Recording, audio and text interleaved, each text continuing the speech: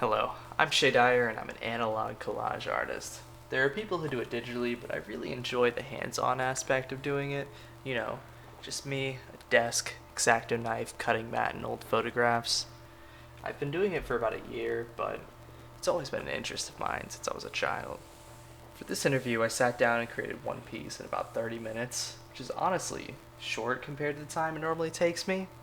80% of the time I spend creating is searching for inspiration in old books, magazines, any vintage photographs I can find. The amount of time I've spent in thrift stores and bookstores is amazing to me. 80% of the time I spend creating is searching for inspiration in old books, magazines, any vintage photographs. Once I find a photo I'd like to use, I remove it from its source and begin to cut it with an X-Acto knife. It's a time consuming process. Any wrong cut could ruin a photograph, and that just sucks. Wasted time. This collage, when searching for a photograph to start with, the Polaroid camera advertisement struck me. I cut it out and thought, well, my photos from the Vietnam War would be a great addition to this. This is one of the most gruesome moments in history, broadcast on live television.